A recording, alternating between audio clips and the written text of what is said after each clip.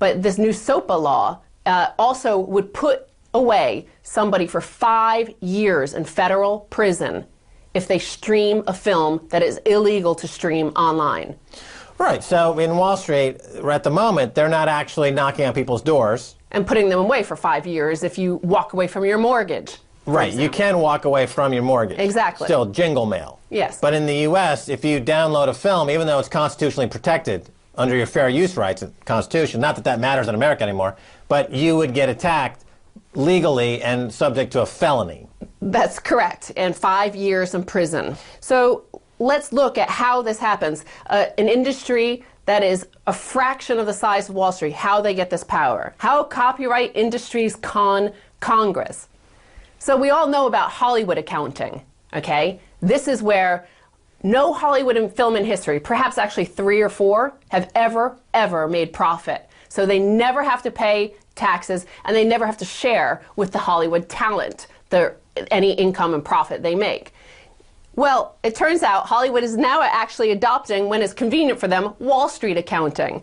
Industry lobbyists say that piracy costs the U.S. economy $58 billion and 19 million American jobs. These are the numbers they're using when they're passing SOPA. Well, Cato looked at the numbers, and they found that they're applying this Wall Street accounting. So they take, for example, here I have this $10 DVD. I've sold it. Now, the Hollywood studio pays $7 to the manufacturer, $2 to the shipper, as an example, but they're counting that as $19 of revenue. And when you strip away all of the multiplier effect they put onto their income, it's actually $6.1 billion, of which only $446 million is in America. Their actual damages are non-existent. They don't have any damages when you do the actual accounting. But yet, they are willing to violate the Constitution. They're willing to create new laws that are threatening the whole integrity of the Internet, the whole peer-to-peer network effect of the Internet. You got Joe Lieberman in Connecticut who wants to create an Internet kill switch, which would, by the way, kill Google, kill Facebook, kill Twitter, to protect a few guys in Hollywood who couldn't get laid in New York. So they moved to L.A. Okay? For a little bit of this stuff. That's all they're interested in. They like the blonde surfer babes, so they're willing to throw America under the bus. It's unconscionable. So now Cato then looks at some information from the General Accounting Office. The actual GAO has looked at the figures from the Hollywood industry and what their allegations are about how much wealth they bring to the U.S. economy.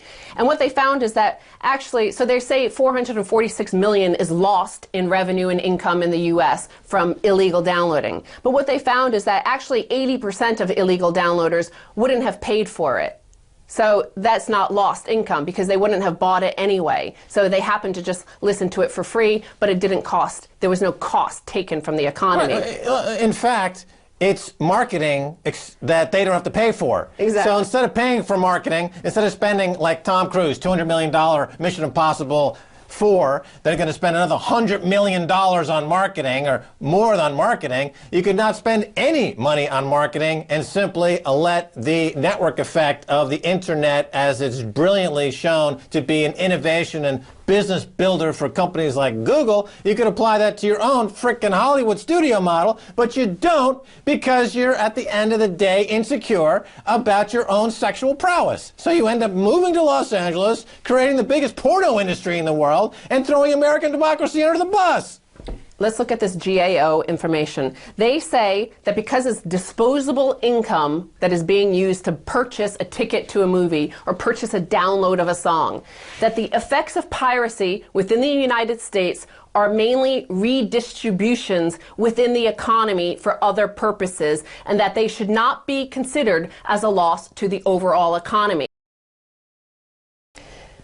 And now a lot of the support in the U.S. from the population comes from the Tea Party and people who consider themselves conservatives. They're against net neutrality, they say, because they want the government out of it. Well, in fact, Protect IP Act would cost taxpayers $47 million, private sector much more. The Justice Department anticipates it would need to hire 22 special agents and 26 support staff to execute its new investigative responsibilities under the bill. That would be $10 million per year just for the government. Doesn't count the $44,000 a year on average it costs to lock somebody up in prison. But here the conservative population wants an expansion. They want more federal agents to be enforcing these laws.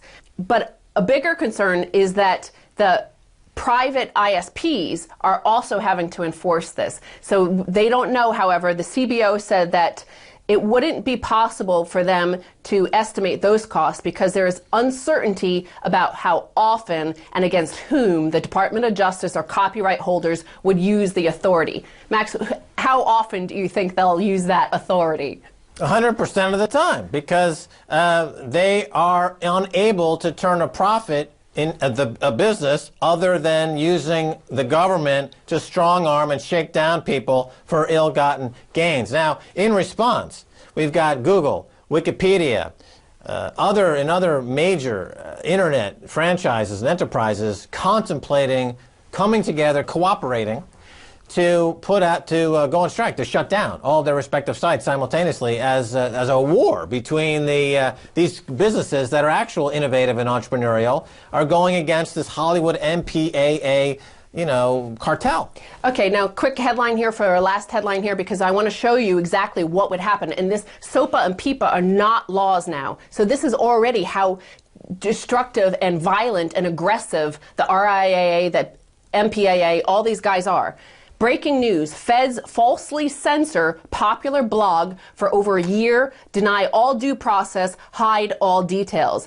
So at Thanksgiving 2010, the feds, ICE, Immigration Customs Enforcement, shut down dozens and dozens of sites. Many of them were hip-hop sites, including thejazz1.com. But ICE shut them down, it turns out, on the word of a VP of Anti-Piracy Legal Affairs for the RIAA, Carlos Linares. The word of him. Didn't show any evidence. They took this guy's site down. They claimed because there was a song that's copyrighted on there. Well, the song that was copyrighted, the record company sent him the song because his site was so popular with the hip-hop community, they wanted him to promote it.